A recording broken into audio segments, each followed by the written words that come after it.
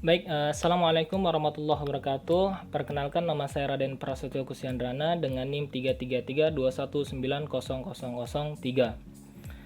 Eh, saya dari Universitas Sultan Ageng Tirtayasa dengan jurusan Teknik Elektro. Nah, pada kesempatan kali ini saya akan menjelaskan tentang soal-soal UTS kecerdasan buatan yang saya ampu di semester 6 ini di kelas A, kecerdasan buatan. Nah, langsung saja, pada UTS kecerdasan buatan ini terdapat 5 nomor, di mana masing-masing nomor itu diharuskan kita untuk menganalisa algoritma tertentu pada aplikasi Python. Nah, di sini yang pertama ada analisa algoritma logistik regression, atau yang sering kita ketahui itu adalah regresi logistik. Nah, yang kedua di sini ada analisa decision tree, dan yang ketiga di sini adalah analisa Main-Shift Python. Yang keempat ada analisa Nearest Neighbor Classifier Python. Nah,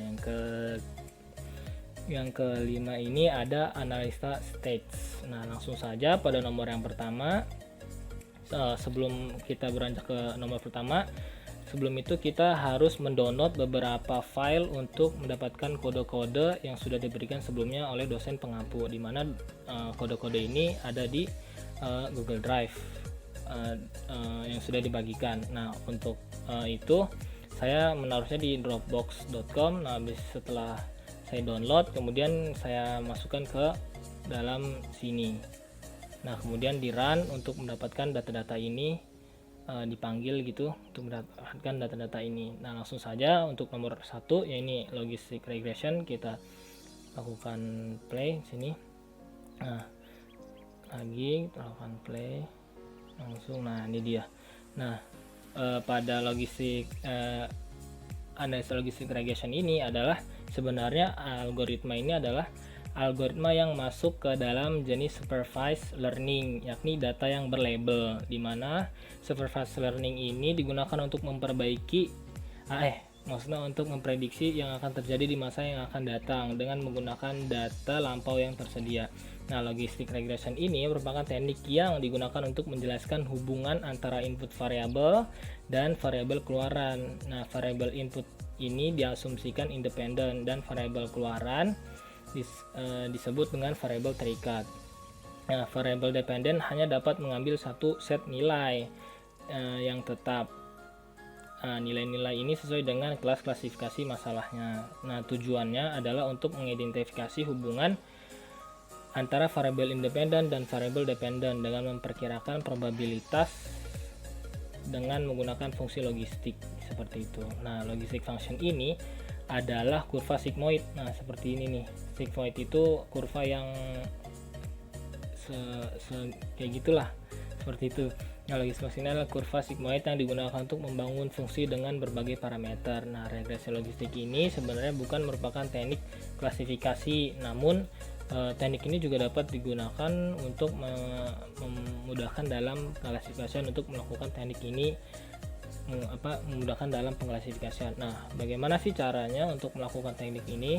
Nah, dilakukan cara yang pertama ini kita mendownload file tadi yang seperti awal untuk mendapatkan library. Nah, yang kedua, setelah didapatkan file library, maka memasukkan library seperti NumPy, sklearn, dan matplotlib, pyplot, serta utilities. Library tersebut secara berurutan digunakan untuk operasi vektor dan matriks untuk melakukan processing dengan model linear untuk memvisualisasikan data. Ini dia nih, yang tadi di sini dia library-nya untuk operasi vektor, matriks, library melakukan processing, library untuk memvisualisasikan data. Nah, langsung saja selanjutnya, kemudian menentukan sampel input data dengan menginputkan dataset X dan Y dalam bentuk array. Nah, ini dia data inputnya X dan Y. Nah, data input ini berupa array, NP array. Nah, ini dia nih, berbentuk array. Nah, selanjutnya berbentuk array. Nah, selanjutnya untuk mengklasifikasikan dalam bentuk logistik regresi dilakukan pemodelan.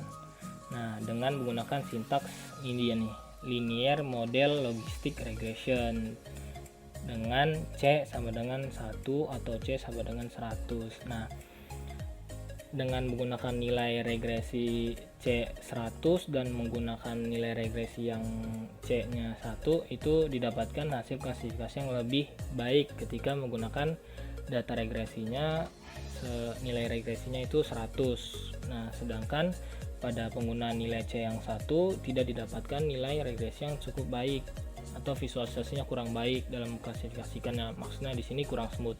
Nah, seperti ini. Di sini dia nih. Nah, ini kan kurang smooth ya. Seperti itu. Jika digunakan masing-masing itu dapatkan nilai regresi yang akan baik pula. Semakin besar nilai dari C-nya, maka semakin besar pula nilai dari semakin smooth juga nilai hasil dari visualisasi klasifikasinya. Yang dia didapatkan 4, yang pertama ini, yang kedua yang biru, yang ketiga yang oranye, dan yang keempat yang abu-abu ini. Oke, langsung saja kita next pada percobaan selanjutnya, yakni analisa decision trees, atau ini seperti pohon akar gitu ya, maksudnya berdasarkan teknik ini dia. Nah, langsung saja, bagaimana sih caranya atau penjelasan daripada analisa decision trees ini. Nah, analisa decision trees ini merupakan sebuah bagian dari teknik supervised learning. Nah, sama dengan yang atasnya tadi, yang sama dengan logistik regresi, di mana decision trees ini dapat dilakukan untuk mengklasifikasikan dan meregresikan. Namun seringkali decision trees ini digunakan untuk masalah classification atau klasifikasi. Seperti namanya, decision trees dilakukan dengan metode dengan struktur pohon. Nah, ini dia maksud saya tadi, pohon itu adalah seperti struktur pohon, di mana node-node internal merepresentasikan fitur dataset, kemudian cabang-cabang merepresentasikan aturan keputusan dari setiap node, daun yang mewakili hasil akhirnya.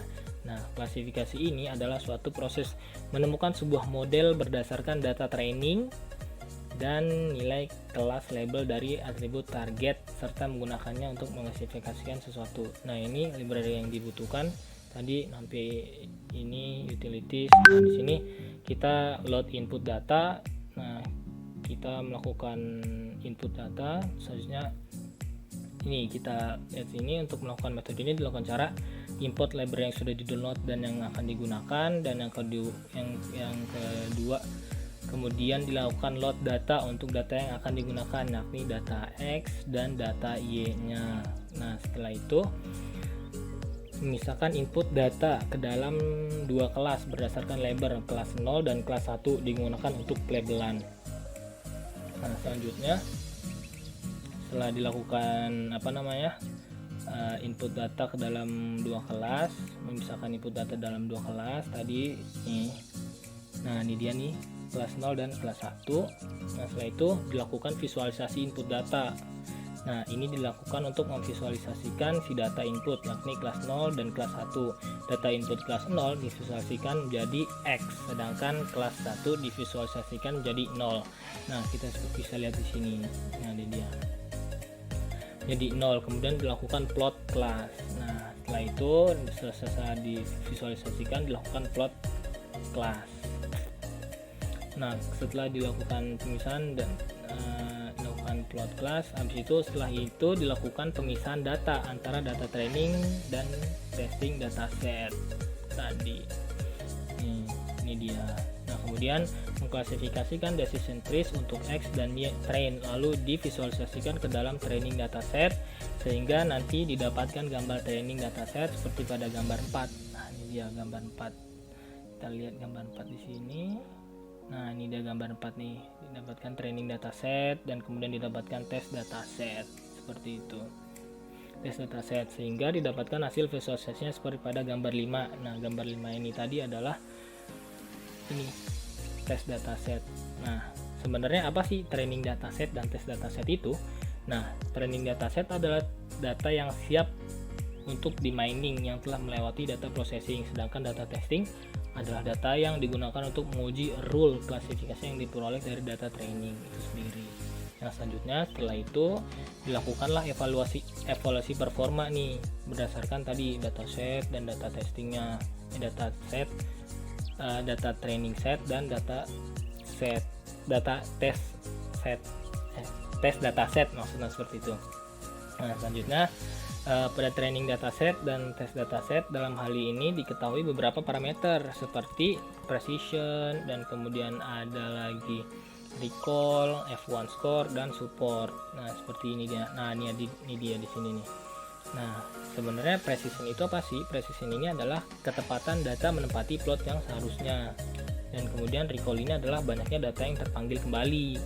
Nah, banyak data yang terpanggil kembali ini. Dan F1 score ini adalah nilai harmonis rata-rata, dan support banyaknya total data. Nah, support di sini adalah 137, maka total data yang didapat, banding total data yang dapat ini sebesar 137.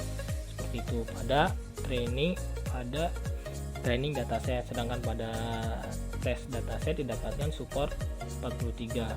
Nah, kita dapat lihat pada training dataset ini lebih banyak, yang tadi merepresentasikan angka 137 ini, sedangkan pada tes dataset hanya didapatkan sekitar 40-an seperti itu. Nah, maka didapatkan hasil seperti ini, seperti itu. Setelah itu maka terdapat klasifikasi antara data satu dan data lainnya, seperti itu. Nah, kemudian selanjutnya ada analisa main shift pada Python. Nah, di sini langsung saja kita run dulu yang mudahkan.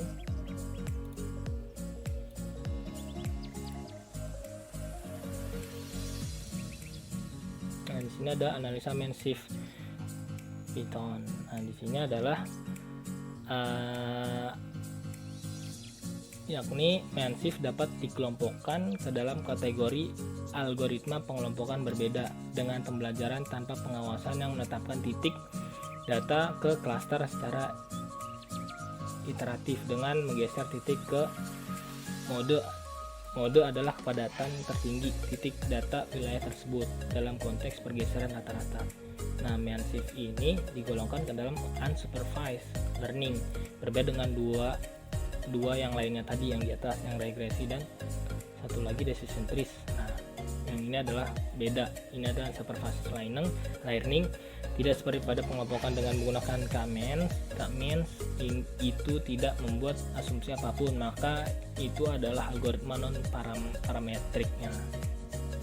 Perbedaan antara algoritma K-means dan main shift adalah bahwa nanti tidak perlu untuk menentukan jumlah klaster terlebih dahulu, karena jumlah klaster akan ditentukan oleh algoritma WRT data. Nah, bagaimana sih caranya untuk melakukan algoritma ini? Melakukan beberapa hal. Yang pertama itu masukkan library yang sebelumnya sudah di-download. Habis itu kemudian masukkan input file data cluster txt yang sudah di-download sebelumnya. Nah, lalu mengestimasi bandwidth-nya. Setelah itu dilakukan cluster data dengan menggunakan main shift, melakukan klasterisasi. Selanjutnya melakukan klasterisasi pada data dengan main shift, kemudian melakukan ekstrak pada center dan cluster tersebut. Setelah itu didapatkan center dari cluster tersebut, lalu mengestimasi setiap nomor pada cluster tersebut. Nah, pada dasarnya metode ini merupakan pengelompokan 5 data. Nah, mengapa 5 data? Di mana masing-masing data memiliki keidentikannya masing-masing. Pada kasus ini, keidentikan tersebut digambarkan melalui bentuk dari setiap data, di mana data X kita dapat lihat di sini. Data X ini adalah data 1. Nah, kemudian data segitiga ini kita sebut data 2, dan data O atau bulat di sini kita asumsikan 3, dan data 3 dan data 4 ini adalah kotak, serta data 5 ini ada berbentuk bintang seperti itu. Nah, berdasarkan gambar yang tertampil pada gambar 8, maka data dengan bentuk X diklasterisasi sebagai data region 1. Nah, data yang berada di region 1 dengan bentuk X dapat dikatakan data nilai tetangganya.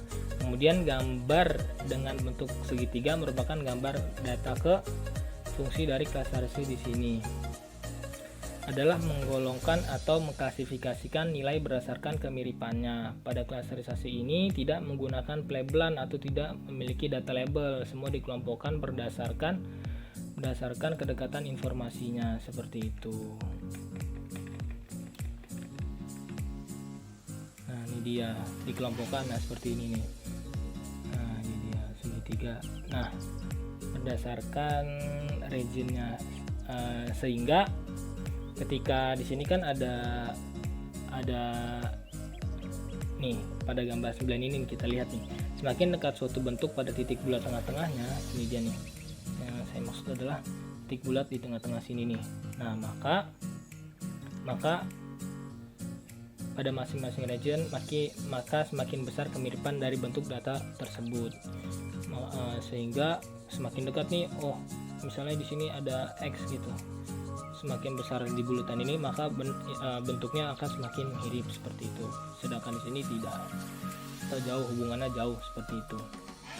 Baik itu untuk yang MEAN-SIF ini.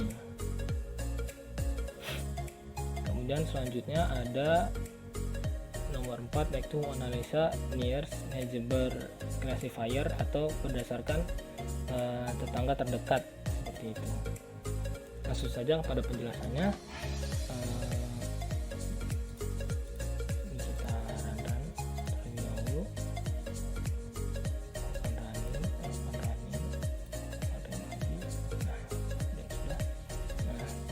Ini analisa nearest neighbor classifier nih dia, atau nearest neighbor atau KNN, adalah suatu metode kecerdasan buatan bertipe supervised learning yang tadi sudah dijelaskan. Supervised learning, nah yaitu kecerdasan buatan dengan pembelajaran terarah yang digunakan untuk melakukan klasifikasi atau identifikasi terhadap sekumpulan data ke dalam kelas-kelas yang telah didefinisikan.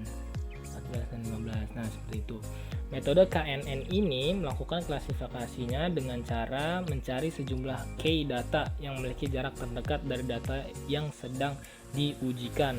Berikutnya, menghitung jumlah kelas yang paling banyak muncul dari key data tersebut. Data yang sedang diujikan dianggap satu kelompok dengan kelas yang paling banyak muncul dari sejumlah key data tersebut. Nah ini dia gambarnya K-neighbors classifier model boundaries ini, gambar 14 nih. Nah di sini kita misalkan nih data yang sedang diujikan, yakni data dengan simbol 0 atau bulat di sini nih. Nah dengan nilai K sama dengan 1 misalnya, akan dianggap satu jenis dengan data segitiga dengan region berwarna pink. Mengapa seperti itu? Ini dia. Nah di sini kan kita lihat, nah yang sedang diujikan yang bulat. Nah ternyata si bulat ini ada di regionnya si pink. Nah oleh karena sebab itu, maka data yang paling dekat dengan data yang diujikan adalah data segitiga dengan region berwarna pink, yakni nilai tetangga untuk data dengan simbol O atau bulat tadi. Nah apabila nilai K dinaikkan, maka jumlah data terdekat yang harus dihitung akan ditambah sesuai dengan nilai K tersebut. Nah perhitungan jarak pada metode KNN ini umumnya sih digunakan dengan menggunakan persamaan berbasis spasial seperti Euclidean distance. Nah, namun pada kasus pemrosesan teks, perhitungan dilakukan dengan menggunakan persamaan cosine similarity. Nah, jadi intinya adalah pada pembahasan ini berdasarkan data yang terdekat dari tetangganya seperti itu. Nah, data yang paling dekat dengan data yang diujikan.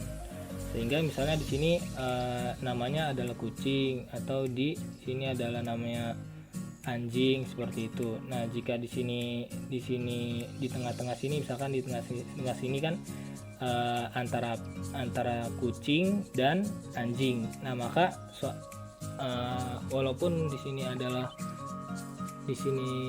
di tengah-tengah, terkadang dapat terdefinisi ini adalah segitiga di tengah-tengah sini adalah sebagai anjing, dan sometimes atau terkadang didefinisikan sebagai kucing. Jadi seperti itu untuk penjelasan dari pada yang analisa nearest neighbor classifier Python ini.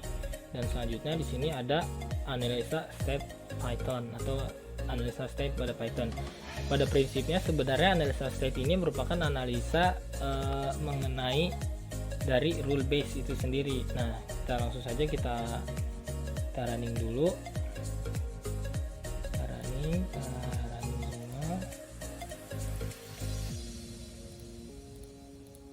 Sebenarnya ini bisa di running dengan menggunakan shift enter, cuman saya lakukan manual saja. Nah, ini dia, udah run semua. Nah, sebenarnya analisa StatPy ini adalah lebih mengarah pada rule based, atau metode ini menghasilkan hasil pengklasteran berdasarkan negara terdekat, atau negara yang berdekatan. Rule based system ini merupakan sebuah sistem untuk memecahkan suatu permasalahan nih berdasarkan pengetahuan dari pakar, atau berdasarkan pakar gitu. Nah, aturan tersebut ini memiliki kondisi if dan tindakan then. Kemudian peraturan-peraturan tersebut akan dimasukkan ke dalam mesin aplikasi. Nah, dengan beberapa pencocokan pola dan aturan dari applier, mesin akan mencocokkan dengan peraturan yang ada dan menentukan aturan yang berhubungan. Nah, pada algoritma ini sebenarnya menggunakan prinsip penilaian berdasarkan peraturan yang sudah dibuat sebelumnya. Peraturan ini sebelumnya sudah dideklarasikan di awal gitu kan. Di awal, peraturan pada algoritma ini diambil dari data trainingnya, yakni dari data adjacent state dan data coastal state, dimana adjacent ini adalah negara-negara yang berdekatan, sedangkan coastal adalah negara-negara pesisir. Pada algoritma ini memiliki pertanyaan-pertanyaan yang kemudian akan dibandingkan terhadap rule base-nya atau aturan basis datanya. Maka hasil akhir dari algoritma ini akan menghasilkan negara-negara mana saja yang saling berdekatan maupun pesisir berdasarkan data yang sudah dimasukkan sebelumnya. Nah, di sini kita lihat ternyata benar, list of state adjacent to origin. Di mana aja sih yang berdasarkan adjacent atau negara yang berdekatan dengan origin. Origin di sini adalah nama kota apa? Setahu saya di Amerika Serikat, di dekat Amerika Serikat sana. Nah, ternyata yang berdekatan itu adalah Washington, Nevada, Idaho, dan California. Terus di sini ada East Nevada adjacent to Louisiana. Nah, gitu-gitu. Kemudian di sini ada state adjacent to Mississippi that are coastal output. Di sini list coastal adjacent Mississippi. List of coastal state adjacent to Mississippi ada Louisiana, Alabama. Kemudian list of state that border a coastal state. Di sini ada 7 negara. Nah, jadi seperti itu untuk dari pada penjelasan analisa StatPy ini. Jadi adalah mengklasifikasikan suatu negara berdasarkan distance atau jarak. Nah, misalnya berdekatan dengan ini atau berdekatan dengan itu, atau di pesisir ini atau di pesisir itu. Nah, mungkin itu semua adalah penjelasan dari pada UTS kecerdasan buatan pada kali ini. Apabila ada salah-salah kata, itu datangnya dari diri saya, dan apabila ada kebaikan atau ada sesuatu yang bermanfaat, maka itu datang dari Allah Subhanahu wa Ta'ala. Saya ucapkan terima kasih dan mohon maaf apabila ada terdapat banyak kesalahan, kurang lebihnya mohon dimaafkan.